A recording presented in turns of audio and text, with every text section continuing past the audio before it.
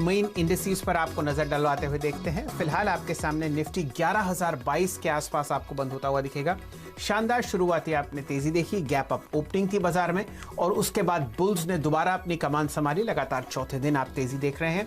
Index आपके सामने 11,022 के लेवल के आसपास बंद होता हुआ दिखा, 1.1% ऊपर। और यहां पे अगर आप पॉइंट्स का हिसाब लगाएं तो 120 पॉइंट ऊपर आपको आज निफ्टी बंद होता हुआ दिखेगा। ये लेवल पहले आपने 5 मार्च को देखे थे और 90 दिन के जबरदस्त मुशक्कत के बाद आपको निफ्टी वापस 11,000 के ऊपर बंद होता हुआ दिख रहा है। बैंक निफ्टी पर नजर डालिए। यहां पर जो आपने हाईएस्ट लेवल आज देखा था वो था 22,520 और आपको निफ्टी बैंक बंद होते हुए दिखेगा शानदार तेजी के बाद, जहां पर 9 ऐसे स्टॉक्स थे जो आपको हरे निशान में बंद होते हुए दिखे। और निफ्टी बैंक पर जो आपको क्लोजिंग आती हुई दिखेगी वो भी लगभग 1.62% ऊपर, 22,321 के पास। 355 अंक के इजाफे के बाद बैंक निफ्टी भी बहुत जबरदस्त तेजी में आज आपको बंद होता हुआ दिख रहा है। और आंकड़ों पर ध्यान देते हैं। यहां पर अगर आप ट्रेडिंग रेंज देखें तो आपको दिखेगा कि निफ्टी दिन के हाईएस्ट लेवल के आसपास बंद होता हुआ दिख रहा है। 11,037 दिन का उच्चतम लेवल था और ट्रेडिंग रेंज लगभग 85 पॉइंट की वॉलेटिलिटी आपने निफ्टी में आती हुई देखी। इसी तरीके से बैंक निफ्टी 332 पॉइंट के दायरे में घूमा, हाईएस्ट लेवल 22,520 और लोएस्ट लेवल 22,190। सेंसेक्स के लिए ट्रेडिंग रेंज थी लगभग 300 पॉइंट। एडवांस डिक्लाइन रेशियोज पर नजर रखिए। यहां पर बहुत जबरदस्त तरीके से आपको बुल्स का कंट्रोल आता हुआ दिखेगा।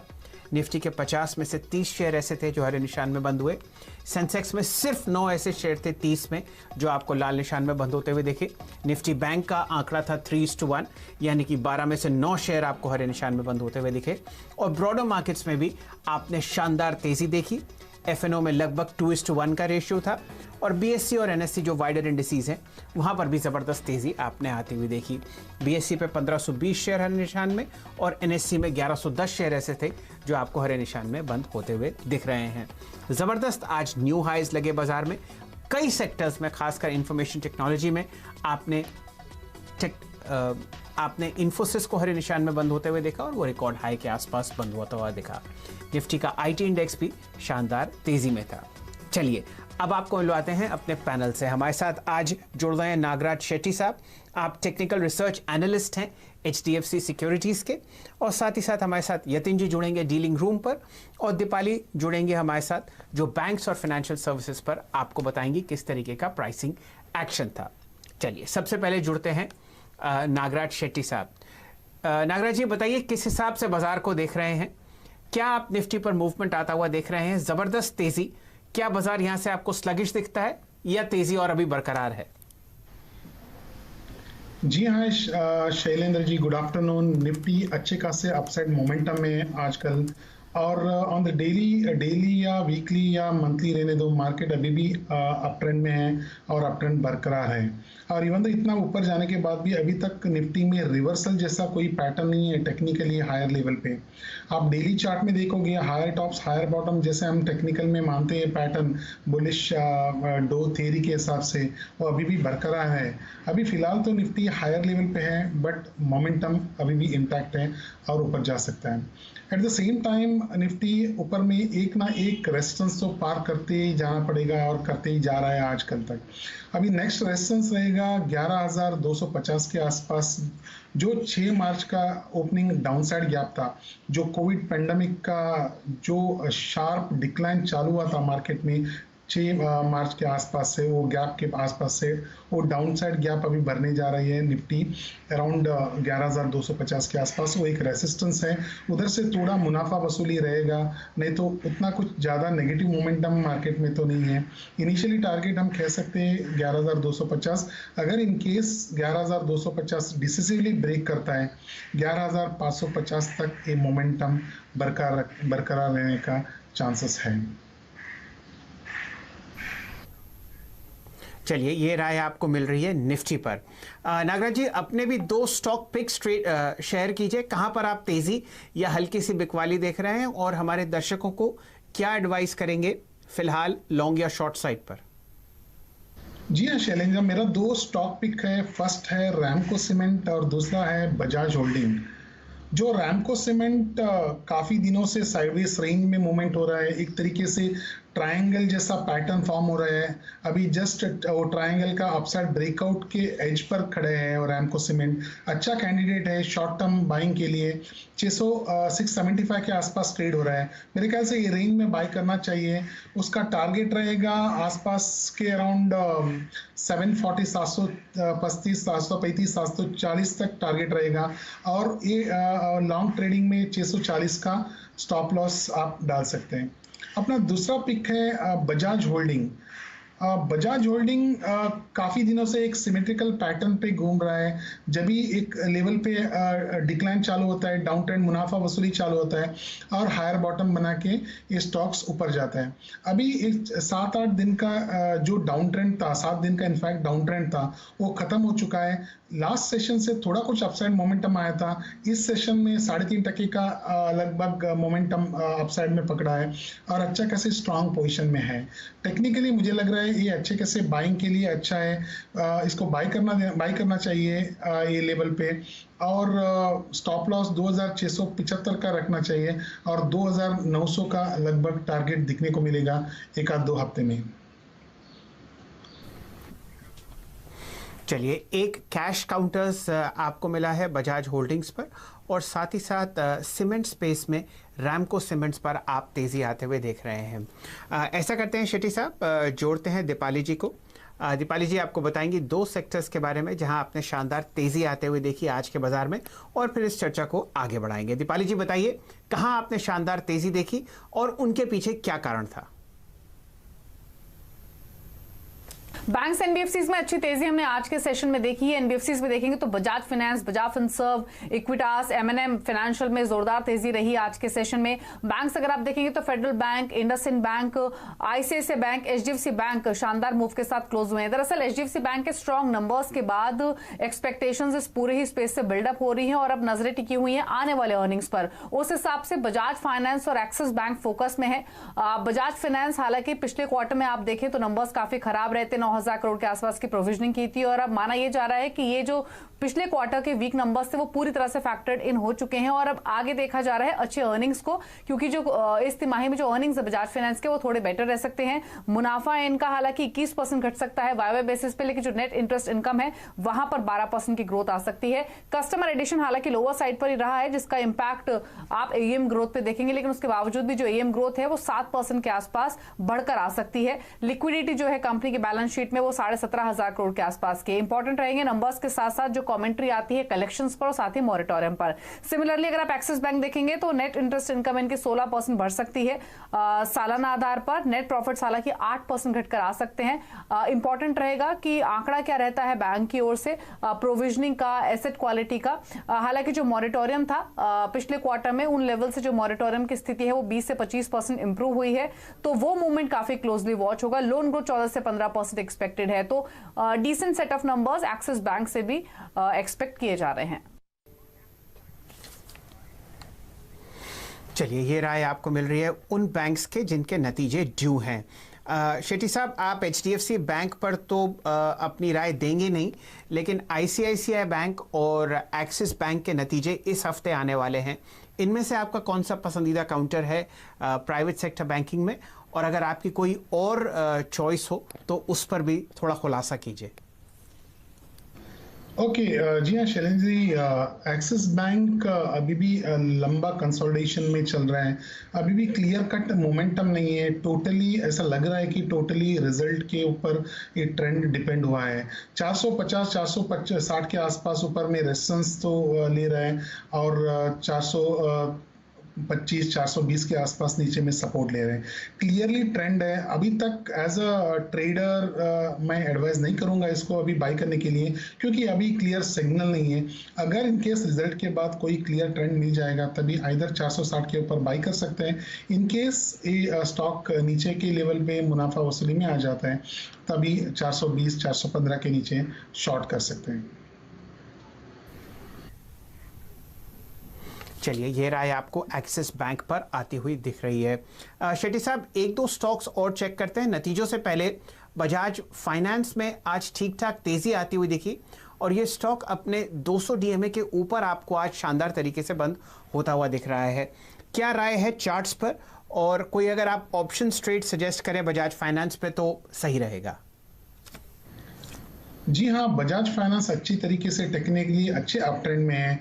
हम डेली टाइम फ्रेम में हायर टॉप्स हायर बॉटम जो देखते हैं, जो स्ट्रेंथ बताती है मार्केट का या अंडरलाइंग स्टॉक का, वो दिखने में लगा है बजाज फाइनेंस में। काफ़ी थोड़े दिन पहले साइडवेज रेंज मोमेंट था, साइडवेज रेंज के बाद अच्छा खासा मोमेंटम पकड़ा है लास्ट दो सेशन में। ये बजाज फाइनेंस में लॉन्ग ट्रेडिंग पोजीशन क्रिएट कर सकते हैं। अगर ऑप्शन फ्रंट में अराउंड 3500 का कॉल ऑप्शन भी ले सकते हैं, अच्छा खासा मुनाफा प्रॉफिट मिल सकता है हायर लेवल पे। मुझे लगता है अगर कैश में अगर कोई बाई करता है बजाज फाइनेंस, अराउंड 3300 का स्टॉप लॉस रख सकते हैं और 3700 का लगभग टारगेट मिल सकता है एक आध हफ्ते में। चलिए इस पर एक बाई की स्टैंप लगाते हैं और आपके सामने ये टारगेट 3700 आता हुआ दिख रहा है, स्टॉप लॉस 3300। नतीजे कल हैं और यहाँ पे उम्मीद है कि नेट इंटरेस्ट मार्जिन आपको 12% बढ़ती हुई दिखेगी। शानदार तरीके से आपने आज तेज़ी देखी है एनबीएफसी स्पेस में, और बजाज फाइनेंस अव्वल ऐसे स्टॉक्स में था जहाँ पर आपने ये शुरुआती माहौल देखा मंडे के दिन। और कौन कौन से सेक्टर्स हैं और कौन कौन से स्टॉक्स हैं जहाँ पर अच्छी तेज़ी आती हुई देखी? नागराज जी, 215 रुपये 50 पैसे पे चोलामंडलम फाइनेंस आज बंद हुआ और एफएनओ में टॉप गेनर था, लगभग 4.5% ऊपर। ये एक मिड कैप स्टॉक है एनबीएफसी स्पेस में और शानदार यहाँ पर तेज़ी आती हुई दिख रही है। कोई राय आपकी कल के सत्र के लिए, वहाँ पर कोई अगर आपका एडवाइस हो तो? जी हाँ, जरूर। चोला फाइनेंस चार्टिकली साइडवेज रेंज के एक ब्रेकआउट स्टेज में खड़ा है। 216 217 के आसपास अच्छा खासा ब्रेकआउट रहेगा। 2-3 हफ्ते का जो रेंज मोमेंट है उसका ब्रेकआउट आ सकता है। मेरे ख्याल से टेक्निकली हम बिलीव करते हैं कि जैसा जो रेंज मोमेंट का ब्रेकआउट आता है अच्छा खासी तेजी में रहता है। मेरे ख्याल से 216-17 के ऊपर 216-17 के ऊपर लेना चाहिए और 230-35 के आसपास से स्टॉक दिखने को मिलेगा ऊपर के लेवल में एक आध दो हफ्ते में।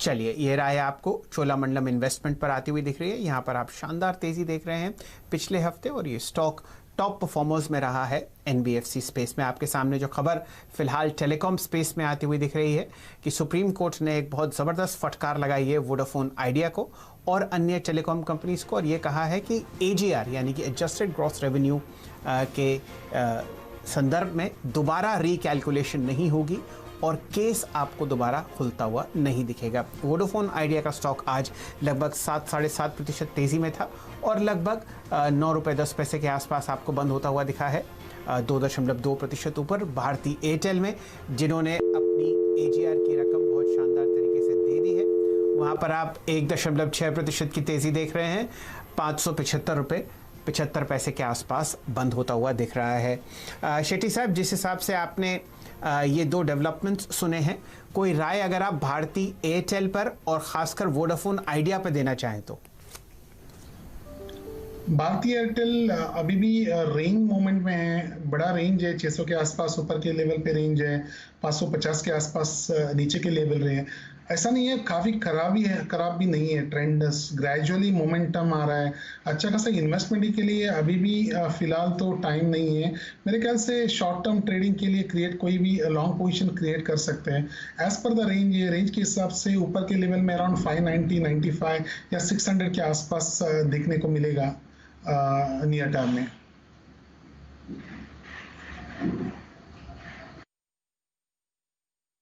करेंगे और स्टॉक्स की, खासकर महिंद्रा फाइनेंशियल सर्विसेज की, जहां आपने शानदार तेजी आते हुए देखी, लेकिन वो चर्चा होगी ब्रेक के बाद। जुड़े रहे हमारे साथ।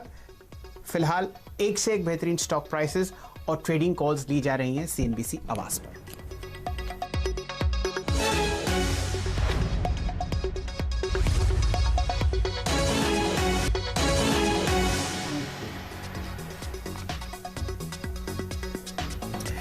मार्केट्स टुडे में आपका स्वागत है। जुड़ते हैं एकदम यतिन जी से, जो बहुत शानदार तरीके से ब्रोकरेजेस को ट्रैक करते हैं और वहां पर जो कॉल्स एचएनआईज को दी जाती हैं वो आपसे शेयर करते हैं। यतिन जी, स्वागत है आपका। बताइए कौन से 2 या 3 ट्रेड्स हैं जो आप सजेस्ट करेंगे ट्यूसडे के ट्रेड के लिए? नमस्कार शैलेंद्र जी। देखिए, 2 स्टॉक्स जो वायदे बाजार में लॉन्ग पोजीशंस जहां बनती हुई दिखाई दे रही हैं वो है HUL और UPL। अगर आप हिंदुस्तान यूनिलीवर की बात करें तो यहाँ हमने एक हफ्ते पहले भी डीलिंग रूम में सुना था कि यहाँ बाइंग हो रही है, अच्छा खासा स्टॉक में मोमेंटम है और लॉन्ग पोजीशंस जो है बिल्ड होती हुई दिखाई दे रही हैं। इसके अलावा अगर आप यूपीएल पे भी खास ध्यान दें तो यहाँ जो डीलिंग रूम्स को लगता है कि 3 से 4% का अपसाइड पॉसिबल है, क्योंकि अगर आप आज की ओपन इंटरेस्ट का डेटा देखें वायदे बाजार का तो जुलाई सीरीज में लगभग 7% का इजाफा हुआ है, जो कि लगभग 9 लाख शेयर्स हैं। तो वो ऐड हुए लॉन्ग साइड पे, तो यूपीएल में खरीदारी करके चलें शॉर्ट टर्म ट्रेडिंग के लिहाज से, ऐसा डीलिंग रूम्स का मानना है। और आखिर में कैश सेगमेंट में कावेरी सीड्स पे ध्यान दीजिए। स्टॉक अपने 52 वीक लो से काफी अच्छा रिकवर हुआ है। इसका कारण एक बताया जा रहा है कि जो मॉनसून है उसके पहले कॉटन की जो एकरेज है वो काफी रिकॉर्ड लेवल पे है, जिसका सीधा फायदा जो है कंपनी को होगा। तो कावेरी सीड्स जो कि कॉटन सीड्स में लीडिंग मैन्युफैक्चरर या प्रोड्यूसर हम कह सकते हैं, वो है जहां एचएनआई का एक्शन काफी भरपूर है। तो कावेरी सीड्स में डीलिंग उसको लगता है कि 10 से 15% का शॉर्ट टर्म अपसाइड हमको देखने को मिल सकता है। चलिए, ये राय आपको मिल रही है यतिन जी से। एक दो स्टॉक्स पर आपकी राय लेते हैं शेट्टी साहब। यूपीएल के स्टॉक पर ध्यान दीजिए। यहाँ पर आपने साइडवेज ट्रेंड के बाद आज 4% ये स्टॉक ऊपर बढ़ा एफएनओ में, और यहाँ पर ओपन इंटरेस्ट और वॉल्यूम शानदार थे। बताइए चार्ट्स पर आपको यूपीएल कैसे लगता है? कोई स्टॉप लॉस या टारगेट्स आप सजेस्ट करेंगे क्या? जी हाँ, बिल्कुल। काफ़ी दिनों का साइडवेज रेंज अभी ब्रेकआउट के स्टेज पे है। अराउंड 460-65 के आसपास डिसिसिव अपसाइड ब्रेकआउट रहेगा। इसके साथ में open interest, volume, momentum oscillates सभी कुछ सिग्नल दे रहे हैं कि एक अच्छा सा अपसाइड मोमेंटम यूपीएल में देखने को मिलेगा। मेरे ख्याल से जो भी लॉन्ग पोजीशन क्रिएट कर सकते हैं या जो भी किया हुआ है वो होल्ड कर सकते हैं। स्टॉप लॉस आप 440 के आसपास रख दीजिए और टारगेट 480 के आसपास आपको दिखने को मिलेगा एक आध दो हफ्ते में। चलिए, ये राय आपको मिल रही है यूपीएल पर, और शेट्टी साहब कह रहे हैं कि यहाँ पर आप 430 का स्टॉप लॉस रख सकते हैं। फिलहाल ये 453 के आसपास बंद होता हुआ शानदार तेजी आज आपने यहाँ पर आती हुई देखी। फ्लैट क्लोज शेट्टी साहब हिंदुस्तान यूनिलीवर पर। कल नतीजे हैं, ये उम्मीद की जा रही है कि मार्जिन प्रेशर आपको दिखेगा, लेकिन जिस हिसाब से ब्रिटानिया ने तेजी दिखाई है नतीजों के बाद, ज़रा पोजिशनल कॉल आप हिंदुस्तान यूनिलीवर पर दीजिए। आज आपके सामने ये स्टॉक बंद हुआ है लगभग 2324 रुपए पर एफएनओ में। जी हाँ, हिंदुस्तान लीवर एक ऐसा स्टॉक है, काफ़ी हफ्तों से, इवन एक आध 2 महीने से हम देख सकते हैं कि ग्रेजुअली अपसाइड मोमेंटम है। जो भी इन्वेस्टर हो या ट्रेडर बाय किया है, मोमेंटम थोड़ा स्लो है लेकिन ग्रेजुअली अपसाइड में मार्च कर रहा है। अभी रिसेंटली एक हफ्ते में हम देख सकते हैं कि अपसाइड मोमेंटम में थोड़ा पिकअप हुआ है। मोमेंटम ऑसिलेटर्स, इवन आरएसआई भी अच्छा खासा पोजीशन में खड़ा है। मेरे ख्याल से लॉन्ग पोजीशनल लॉन्ग क्रिएट करना चाहिए हिंदुस्तानी लीवर में, और आपको अच्छे अपसाइड देखने को मिलेगा। अगर आप बाई किया है या आपके पास पोजीशन होल्ड है तो 2260 रुपए का स्टॉप लॉस रखिए। 2430 रुपए तक टारगेट आएगा एक आध 2 वीक में। चलिए, ये राय आपको मिल रही है हिंदुस्तान यूनिलीवर पर। पोजिशनली शेट्टी साहब की राय है कि ये एक बुलिश फेज में है और 2430 का लक्ष्य वो आपको देते हैं हिंदुस्तान यूनिलीवर पर। चलिए, समय समाप्त हो चुका है मार्केट्स टुडे को, इसको यहीं समेटते हैं। बाजार फिलहाल आपको 4 महीने के हाईएस्ट लेवल पर ट्रेड करता हुआ दिख रहा है। आज फ्रेश हाई लगी और 11,000 के लक्ष्य के ऊपर आज निफ्टी आपको बंद होता हुआ दिखा। 90 दिन के ट्रेडिंग सेशंस के बाद ये लेवल आपको वापस भारतीय बाजारों पर आता हुआ दिख रहा है। ये टारगेट्स और स्टॉप लॉसेस हैं आपके सामने जो शेट्टी साहब ने दी है निफ्टी और बैंक निफ्टी पर। उनकी अपनी व्यक्तिगत राय है कि एक लॉन्ग कॉल बजाज होल्डिंग में ली जाए, और ख़ासकर दूसरा स्टॉक जो उन्होंने सजेस्ट किया था लॉन्ग साइड पर, वो था रैमको सीमेंट। 740 का पहला लक्ष्य उस पर और 2900 का लक्ष्य बजाज होल्डिंग्स पर वो रखते हैं। साथ ही साथ जो उनसे इंडिविजुअल स्टॉक्स के बारे में राय ली गई वो थे बजाज फाइनेंस, HUL और UPL, और उनके टारगेट्स और स्टॉप लॉसेस आपके सामने हैं। संभल कर ट्रेड कीजिए, स्टॉप लॉसेस लगाइए और बहुत ही सोच समझकर पोजीशंस लीजिए, क्योंकि फिलहाल बाजार बहुत ज़बरदस्त तरीके से आपको तेज़ी में दिखेगा। हमारे साथ जुड़ने के लिए बहुत बहुत धन्यवाद। खबरों का सिलसिला CNBC आवाज़ पर जारी है। धन्यवाद।